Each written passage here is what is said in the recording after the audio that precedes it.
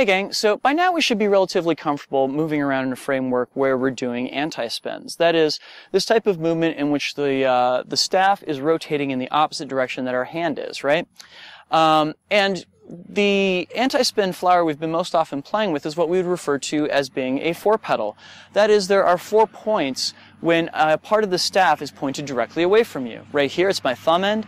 Here, it's my pinky end that's pointed away from me.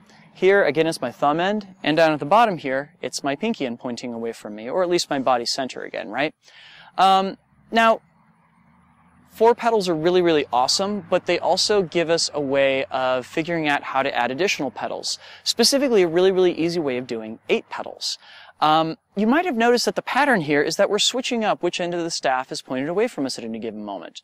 Thumb end's pointed away, pinky end's pointed away. Thumb end's pointed away, pinky end's pointed away. So at each of the 4 points on the compass rose, that is bottom, right, up, left, I have an opposite end of the staff pointed away from me. Well, as it turns out, if we make sure that it's always the same end of the staff pointed away from us at each of those 4 compass points, it doubles the number of petals that we have in this particular flower, right? So for example, I can start down here with my thumb end pointing down towards the ground, my pinky end pointed up towards me, and then as my hand drifts away slightly, I'm going to bring that thumb end up to point back at me. The staff should be at a 45-degree angle right here. If you're curious how this is meant to work, think of it as being not so terribly different from a hip reel, like this, where the staff is kind of rotating in a clockwise fashion in front of you, right? So from here, I begin that hip reel and bring in that thumb end to point towards me. I'm now going to continue moving my hand out and let the thumb end point away from me, while the pinky end is now directly behind my elbow, right? Which, you know, is the same orientation, essentially, that we had down here when it was pointed straight down, right? I'm now going to bring my thumb end back in front of my body to point at me at a 45-degree angle right here, and then point the thumb end straight up as my hand reaches the top of this arc, right? I can keep on going by having my hand reach out to my left-hand side as the thumb end points in towards me, and then I'm going to push it out and away from me, then back in towards me, then out and away from me, right? So what you want to wind up with in each of these situations is thinking, okay, my thumb is pointed away from me down, my thumb is pointed away from me side, my thumb is pointed away from me up, my thumb is pointed away from me side. And just look to try and maintain that relationship the entire way around. And of course, practice the hell out of it so that it feels relatively natural. Now, how to use this with both hands gets into some pretty cool stuff, because I was originally taught how to do this in split time same direction, which presents a bit of a problem because it means that we get to this point where to keep on going, we're going to have to cross our arms across each other. But the way I was taught this, and this was actually at my first fire drums learning from Imakokode, was to, well, number one, we go through the steps that we already know.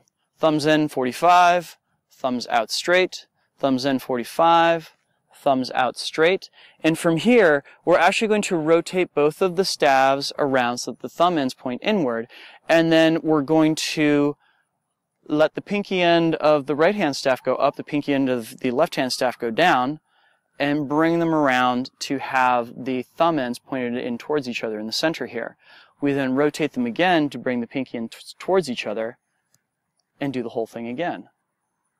So what you'll see happening is I'm doing an in-spin flower going one way and an anti-spin flower going the other way. And it's, I think, a 2-petal in-spin and 8-petal anti-spin going the other way, which I think is pretty cool.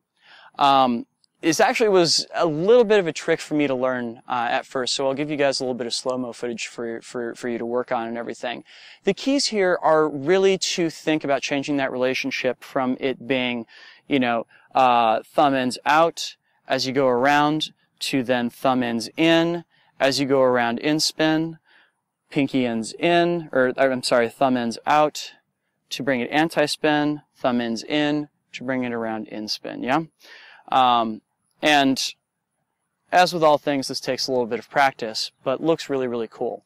If, on the other hand, you just want to perform this as a split same anti-spin flower, easiest way to do this, honestly, is to go halfway around the circle like we just did, turn your body, do it the other side, turn your body, Do it the other side, turn your body, do it the other side, and then just see if you can alternate straight back and forth between these two sides of your body, yeah?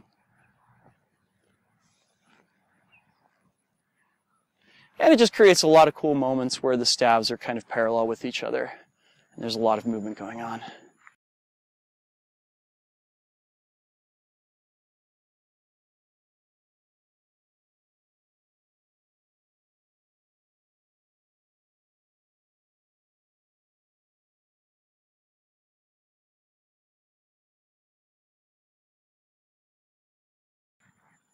Yeah.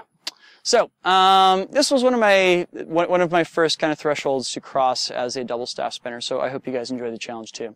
Thank you guys so much for watching, and I will be back with another tutorial for you in 2 weeks. Peace. Hey gang, this video was sponsored by Harmonic Threads. They created this hoodie as well as the tops that I'll be wearing all month long in my videos. As a male fire dancer, it's really a challenge sometimes to find nifty looking clothes that are still fire safe. Harmonic Threads is filling in the gap with fire-safe and stylish clothes for both men and women. You can visit their Etsy shop by clicking on the link in the description of this video and use the promo code DrexFactor to get 10% off of your order. Thank you so much to Harmonic Threads for helping me create these videos. If you or someone that you know has learned something from one of the videos that I've created, please consider going to patreon.com/DrexFactorPoi and signing up to be a supporter. There you'll get access to a lot of behind-the-scenes content as well as some great rewards, plus which you'll be helping me create educational flow arts content for people the world over.